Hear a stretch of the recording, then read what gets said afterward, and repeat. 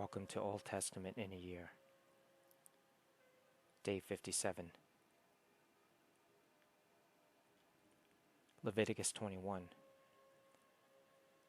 The Lord said to Moses, "Give the following instructions to the priests, the descendants of Aaron. A priest not make himself ceremonially unclean by touching the dead body of a relative. The only exceptions are his closest relatives, his mother or father, son or daughter, brother, or his virgin sister, who depends on him because she has no husband. But a priest must not defile himself and make himself unclean for someone who is related to him only by marriage. The priests must not shave their heads, or trim their beards, or cut their bodies. They must be set apart as holy to their God, and must never bring shame on the name of God. They must be holy, for they are the ones who present the special gifts to the Lord, gifts of food for their God. Priests may not marry a woman defiled by prostitution, and they may not marry a woman who is divorced from her husband, for the priests are set apart as holy to their God. You must treat them as holy, because they offer up food to your God. You must consider them holy, because I, the Lord, am holy, and I make you holy. If a priest's daughter defiles herself by becoming a prostitute, she also defiles her father's holiness, and she must be burned to death. The high priest has the highest rank of all the priests. The anointing oil has been poured on his head, and he has been ordained to wear the priestly garments.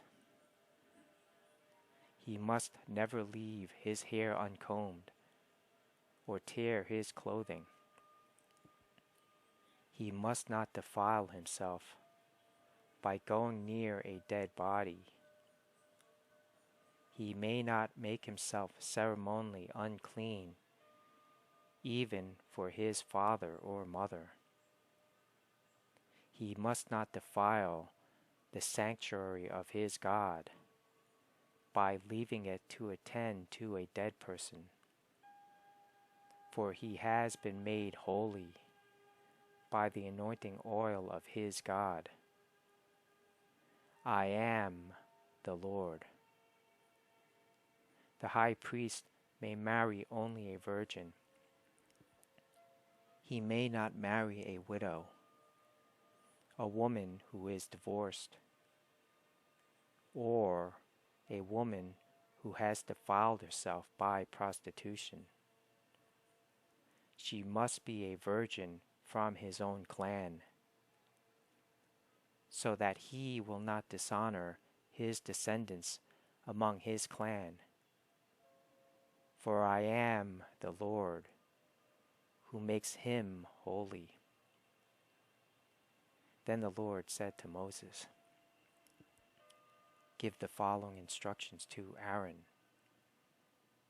In all future generations, none of your descendants who has any defect will qualify to offer food to his God.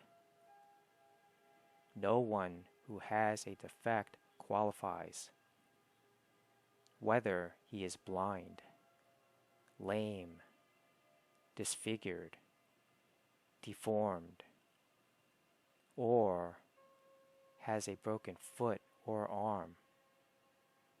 or is hunchbacked or dwarfed, or has a defective eye, or skin sores or scabs, or damaged testicles.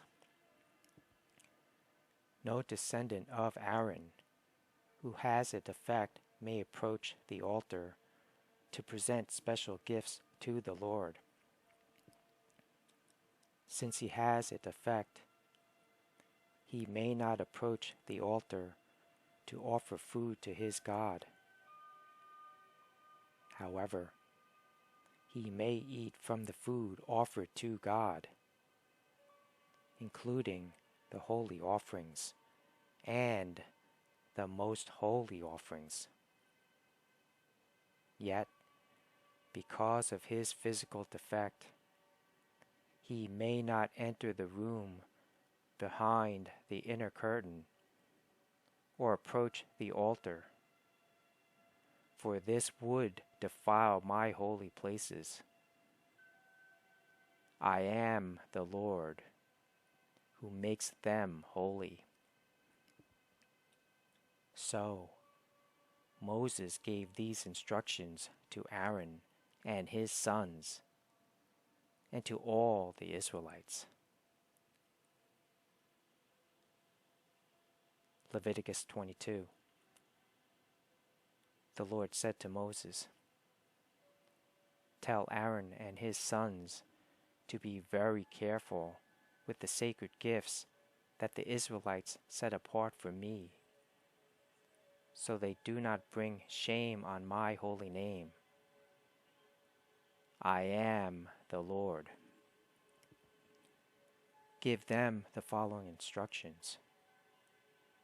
In all future generations, if any of your descendants is ceremonially unclean, when he approaches the sacred offerings that the people of Israel consecrate to the Lord, he must be cut off from my presence. I am the Lord. If any of Aaron's descendants has a skin disease or any kind of discharge that makes him ceremonially unclean, he may not eat from the sacred offerings until he has been pronounced clean. He also becomes unclean by touching a corpse or by having an emission of semen, or by touching a small animal that is unclean, or by touching someone who is ceremonially unclean for any reason. The man who is defiled in any of these ways will remain unclean until evening. He may not eat from the sacred offerings until he has bathed himself in water. When the sun goes down, he will be ceremonially clean again, and may eat from the sacred offerings, for this is his food. He may not eat an animal that has died a natural death, or has been torn apart by wild animals, for this would defile him. I am the Lord. The priest must follow my instructions carefully. Otherwise, they will be punished for their sin and will die for violating my instructions. I am the Lord, who makes them holy. No one outside a priest's family may eat the sacred offerings. Even guests and hired workers in a priest's home are not allowed to eat them. However, If the priest buys a slave for himself, the slave may eat from the sacred offerings. And if his slaves have children, they also may share his food. If a priest's daughter marries someone outside the priestly family, she may no longer eat the sacred offerings. But if she becomes a widow or is divorced and has no children to support her, and she returns to live in her father's home as in her youth, she may eat her father's food again. Otherwise, no one outside a priest's family may eat the sacred offerings. Any such person who eats the sacred offerings without realizing it must pay the priest for the amount eaten, plus an additional 20%. The priest must not let the Israelites defile the sacred offerings brought to the Lord by allowing unauthorized people to eat them. This would bring guilt upon them and require them to pay compensation. I am the Lord, who makes them holy. And the Lord said to Moses, Give Aaron and his sons and all the Israelites these instructions, which apply both to native Israelites and to the foreigners living among you. If you present a gift as a burnt offering to the Lord, whether it is to fulfill a vow or is a voluntary offering, you will be accepted only if your offering is a male animal with no defects. It may be a bull, a ram, or a male goat. Do not present an animal with defects, because the Lord will not accept it on your behalf. If you present a peace offering to the Lord from the herd or the flock, whether it is to fulfill a vow or is a voluntary offering, you must offer a perfect animal. It may have no defect of any kind.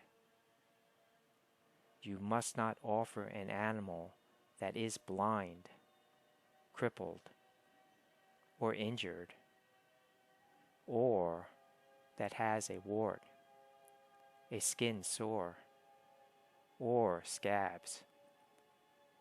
Such animals must never be offered on the altar as special gifts to the Lord. If a bull or lamb has a leg that is too long or too short, it may be offered as a voluntary offering, but it may not be offered to fulfill a vow. If an animal has damaged testicles or is castrated, you may not offer it to the Lord.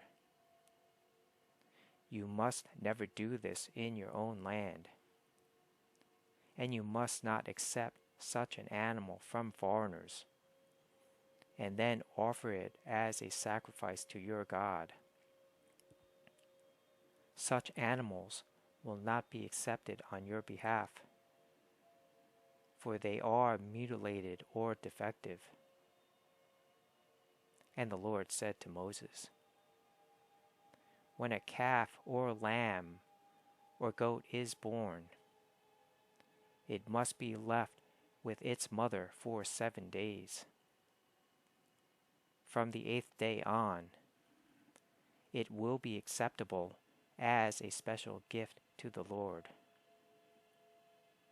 But you must not slaughter a mother animal and her offspring on the same day, whether from the herd or the flock.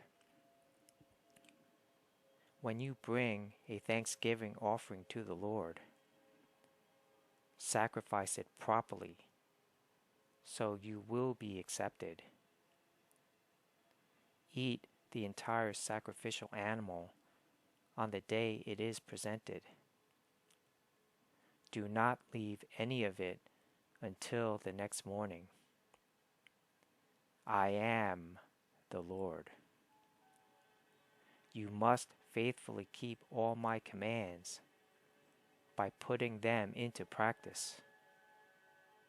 For I am the Lord. Do not bring shame on my holy name, for I will display my holiness among the people of Israel. I am the Lord, who makes you holy. It was I who rescued you from the land of Egypt, that I might be your God. I am the Lord.